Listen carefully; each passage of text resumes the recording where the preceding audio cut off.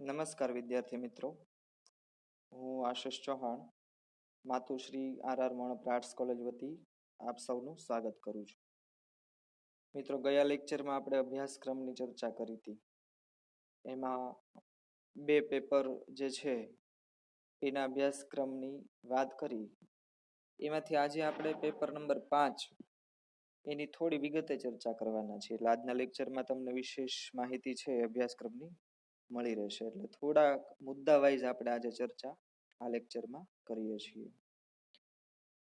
તો તમારા કુલ 3 પેપર છે એસવાયમાં ભણવાના, મુખ્ય વિષય ગુજરાતીના. એમાંથી પેપર નંબર 5 સાહિત્ય સ્વરૂપનો અભ્યાસ મધ્યકાલીન, એમાં કયું પેપર ભણવાનું છે? તો કુંવરબાઈનું મામેરું, પ્રેમાનંદ એમના રચયિતા છે અને સંપાદન લાભશંકર ઠાકર અને પ્રસાદ બ્રહ્મભટ્ટ. તો એના વિશે આપણે વાત કરીએ. અભ્યાસક્રમમાં જોયું હતું 4 યુનિટ છે. એમાં પહેલું યુનિટ આપણે સ્ક્રીન ઉપર જોતા જશું, એના મુદ્દા અને એ પ્રમાણે થોડી સમજ છે એ મેળવતા જશું. એટલે આપણું પહેલું યુનિટ છે આખ્યાનનું સ્વરૂપ અને આખ્યાનની વિકાસ રેખા. તમને ખ્યાલ છે કે આખ્યાન સ્વરૂપ છે એ મધ્યકાળનું સ્વરૂપ છે અને ખાસ કરીને પદ્ય સાહિત્ય ગણવામાં આવે છે.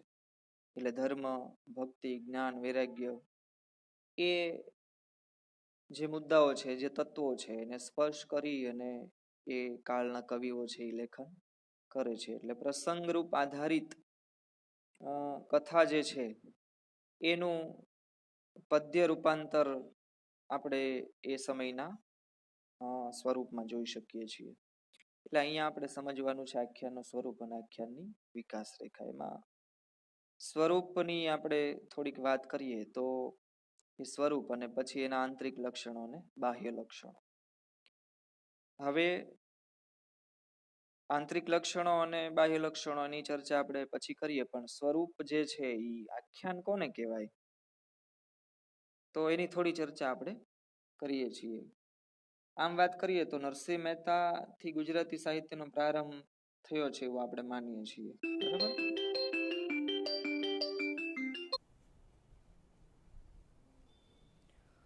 એટલે નરસિંહ મહેતાથી ગુજરાતી સાહિત્યનો પ્રારંભ ગણીએ, પણ સંશોધન કર્યું અને થયું, એમાં વિદ્વાનોએ સંશોધનો કર્યા તો નરસિંહ પૂર્વે ઘણું સાહિત્ય છે એ રચાયું છે, એમ આપણે ધ્યાનમાં આવ્યું છે. અને એ આપણે જોતા હોય, વાંચતા હોય તો પણ આપણને ખ્યાલ આવે. તો એમાં મુખ્ય સર્જકો જૈન સૂરીઓ છે. એટલે આપણે જૈન અને જૈનેતર કવિઓ છે એનો ખ્યાલ પણ અહીંયા સ્પષ્ટ થઈ જશે. એટલે મધ્યકાલીન ગુજરાતી સાહિત્ય છે એનો પ્રારંભ આમ ગણીએ ને તો હેમચંદ્રાચાર્યથી ગણાય છે. અને હેમચંદ્રાચાર્યનું અવસાન 1173માં થયું છે. તેથી મધ્યકાલીન ગુજરાતી સાહિત્ય એનો પ્રારંભ છે ને એ 12મી સદીના ઉત્તરાર્ધથી થયો છે એમ માનવામાં આવે છે. હવે દયારામ જુઓ તો એ મધ્યકાળના છેલ્લા કવિ ગણાય છે અને એનું નિધન છે, એનું અવસાન છે 1852માંથી. એટલે મધ્યકાલીન સાહિત્યના અંતિમ અને તેજસ્વી કવિ છે એવું કહી શકાય છે. તો મધ્યકાલીન સાહિત્ય છે એના પૂર્વાર્ધમાં કયા કવિઓ છે તો કે જૈન કવિઓ છે એનું પ્રાધાન્ય છે અનુભવાય છે. એમણે વિશેષ જે સાહિત્ય છે એ રચ્યું છે. આગળ વાત કરીએ તો 15મી સદી છે એમાં મુખ્યત્વે વૈષ્ણવ અને શૈવ, શાક્ત, સ્વામિનારાયણ વગેરે સંપ્રદાયોનો પ્રભાવ છે ને એ આ સાહિત્ય ઉપર પડેલો છે. તો મધ્યકાળનું સાહિત્ય છે ને એ હસ્તપ્રતોમાં સચવાયેલું છે. શું કામ તો કે ત્યારે કંઈ મુદ્રણની કે એવી બધી સુવિધાઓ નહોતી. એટલે જે કવિઓ જે કંઈ વાત કરતા હતા, મનોરંજન અર્થે જે કંઈ વાત કરવામાં આવતી હતી, લોક સમૂહને ભેગો કરવામાં આવતો હતો અને મૌખિક વાત છે, મૌખિક ચર્ચા છે, મૌખિક મનોરંજન છે એ કરવામાં આવતું હતું. અને એ સમયે લહિયા હતા. એટલે લહિયાઓ છે એ આ કવિ ગાતો જાય, અભિનય કરતો જાય, બોલતો જાય અને લહિયાઓ લખતા જાય. ક્યાંક એવું પણ બન્યું છે કે જે લહિયા જે જગ્યાએ ન હોય તો એ સ્વરૂપની પ્રત છે અથવા એ કંઈ કથાની પ્રત છે એ જળવાઈ નથી, એવું પણ બનેલું છે. એટલે આમ મુખ્ય વાહન છે ને એ પદ્ય છે મધ્યકાળનું. અને મહદઅંશે આપણે અગાઉ વાત કરીએ કે ધર્મ, ભક્તિ, જ્ઞાન, વૈરાગ્ય એનું આલેખન જોવા મળે છે. ખાસ કરીને રામાયણ મહાભારત અને ભાગવતની પ્રબળ અસર છે ને એ મધ્યકાલીન સાહિત્ય પર જણાય છે. એટલે પદ અને આખ્યાન આ યુગના સૌથી વધુ લોકપ્રિય સાહિત્ય સ્વરૂપો હતા. એ સિવાય રાસો, પ્રબંધ, ફાગુ, બારમાસી, પદ્યવાર્તા, ગરબો, ગરબી, મહિના જેવા અનેક કાવ્ય પ્રકારો છે એ પણ ખેડાણા છે. અને અમુક કવિઓ છે તો એણે આ કાવ્ય પ્રકારોમાં સારી એવી સફળતા પણ મેળવી છે. એટલે આ કાવ્ય પ્રકાર સાથે એવો કવિઓ છે એના નામ જોડાઈ ગયા છે. દાખલા તરીકે નરસિંહ મીરા છે તો એના પદ, અખા છે, અખાના છપ્પા, શામળની પદ્યવાર્તા, પ્રેમાનંદના આખ્યાનો, ધીરાની કાફીઓ, વલ્લભના ગરબા, દયારામની ગરબીઓ વગેરે. એટલે સાહિત્યનું વ્યાપક લક્ષણ છે ને એ કયું છે તો કે ધર્મ ભાવના છે. હવે વસંત વિલાસ જેવી કેટલીક કૃતિઓ છે તો એમાં જીવનનો ઉલ્લાસ પણ જોવા આપણને મળે છે. એટલે ખાસ કરીને અજ્ઞાત કવિ છે પણ જૈન કવિઓ જે છે એમાં જીવનના ઉલ્લાસો પણ ગાયા છે. ઘણા એવા પ્રકારો છે, બરાબર, ઘણી એવી કથાઓ છે. એટલે મધ્યકાળના કથામૂલક કાવ્ય પ્રકારો છે ને એમાં આખ્યાન સૌથી વધુ લોકપ્રિય છે. અહીંયા આપણે આખ્યાન સ્વરૂપની વાત કરીએ છીએ, આપના ખ્યાલમાં રહે. એટલે રાસા, પ્રબંધ અને પદ્યવાર્તાની કેટલીક લાક્ષણિકતાઓ છે ને આખ્યાનમાં પાછી જોવા મળે છે.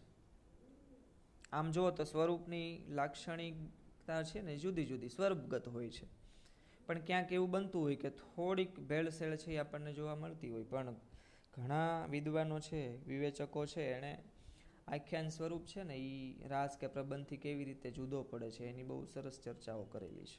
ઘણા કવિઓ છે તો એને રાસ કે પ્રબંધ છે એની સાથે સરખાયું પણ છે.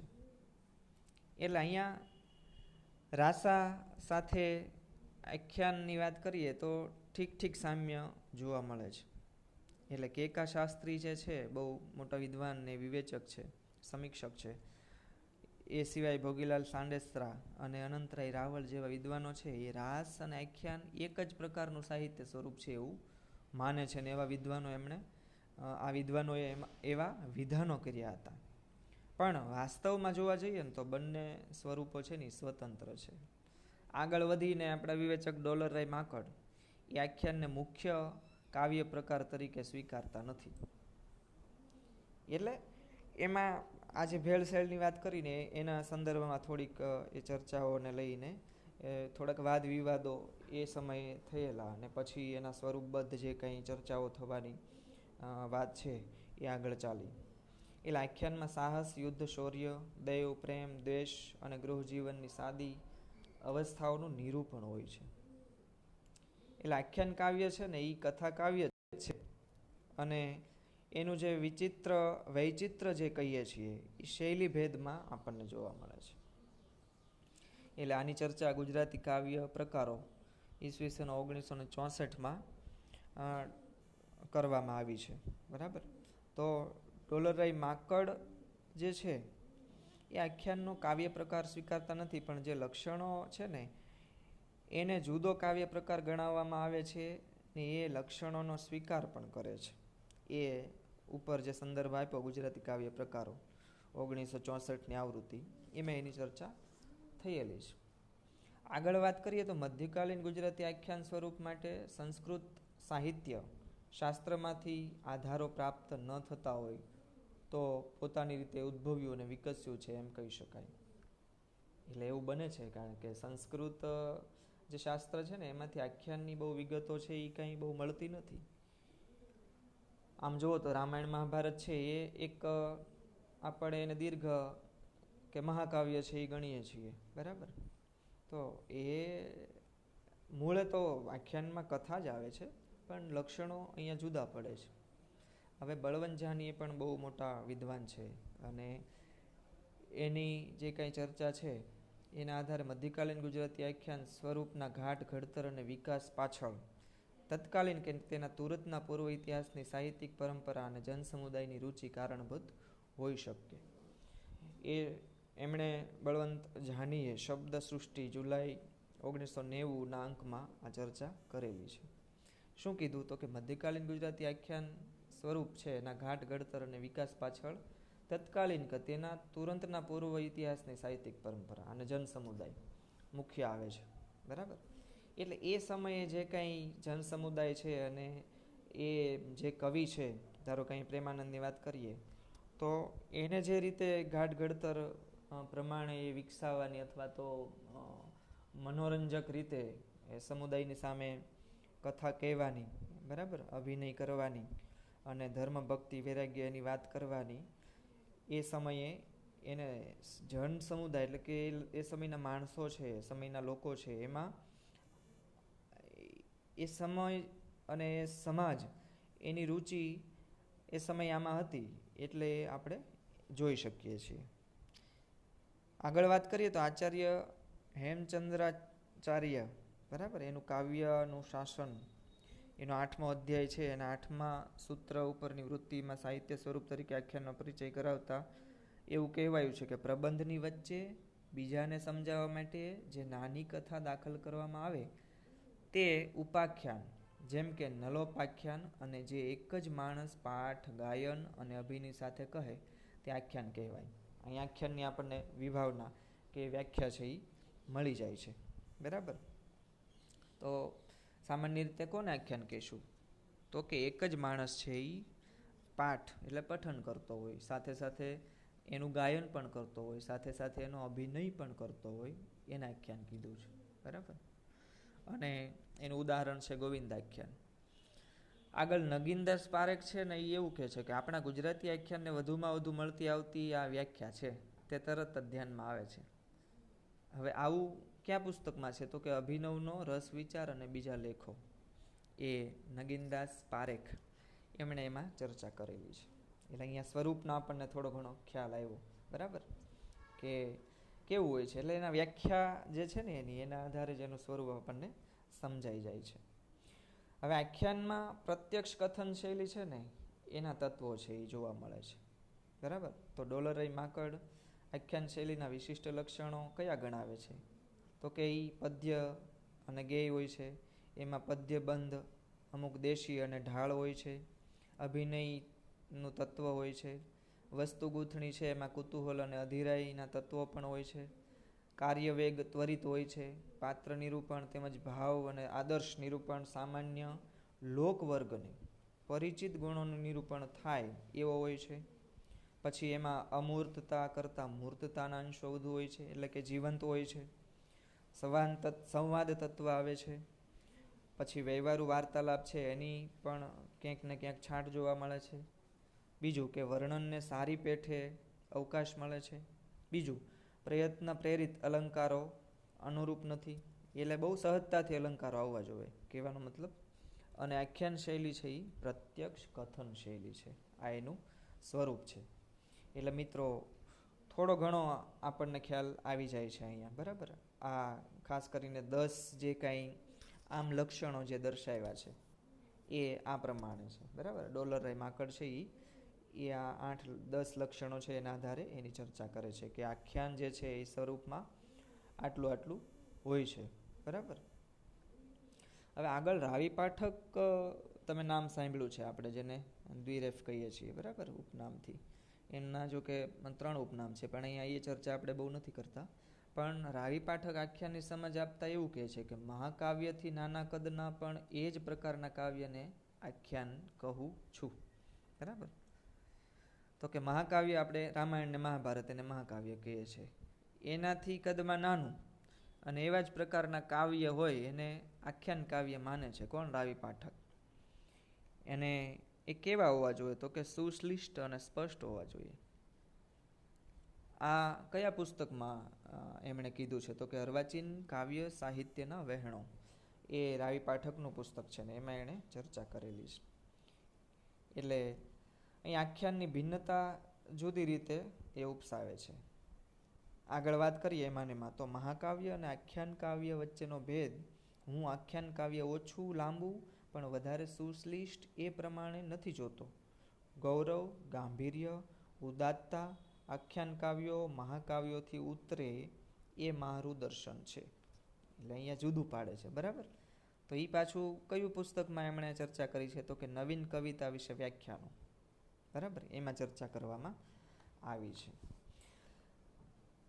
મધ્યકાળના સાહિત્ય સ્વરૂપો સંદર્ભે વિચારીએ તો આખ્યાન, રાસ અને પદ્ય વાર્તા એ ત્રણેય કથામૂલક સાહિત્ય સ્વરૂપો છે, પણ એની વચ્ચે સ્પષ્ટ ભેદ રેખા છે. બરાબર? કારણ કે આખ્યાન છે એમાંય કથા આવે, રાસ છે એમાંય કથા આવે, પદ્ય વાર્તા છે એમાંય કથા આવે, પણ ક્યાંક ને ક્યાંક તો એનો ભેદ હશે જ ને.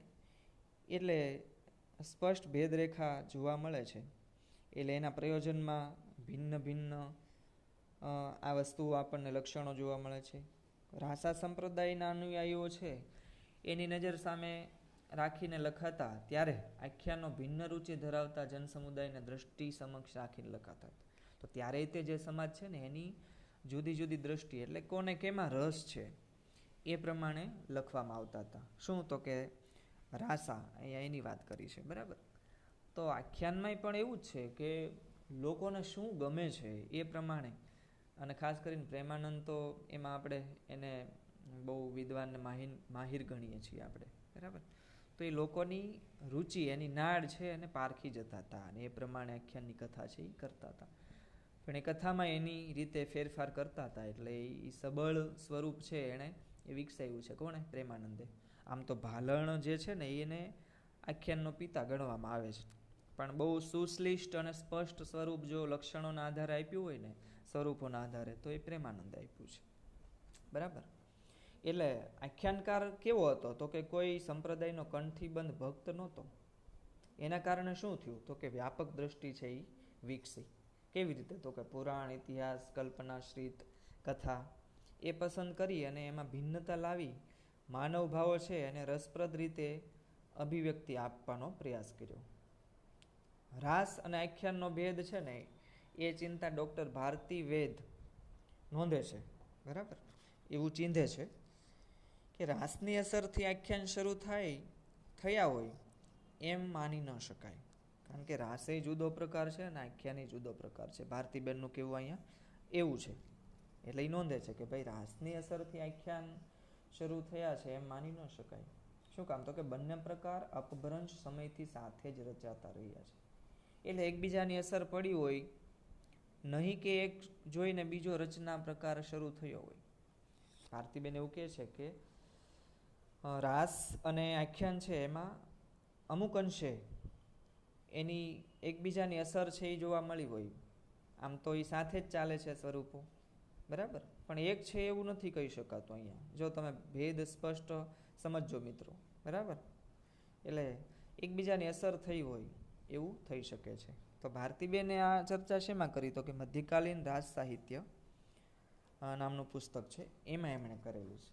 એટલે અહીંયા આખ્યાન છે એ કથામૂલક સાહિત્ય સ્વરૂપોમાં સ્વતંત્ર અને સ્વાયત્ત સ્વરૂપ છે એવું ગણી શકાય. એટલે અંતરંગ અને બહિરંગ લક્ષણો છે એની સ્વાયત્તતા આપણે અહીંયા જોવાના છીએ. બરાબર? એટલે આટલી ચર્ચા છે ને એ મિત્રો આપણે આખ્યાન જે છે એનું સ્વરૂપ સમજવામાં પૂરતી છે. બરાબર?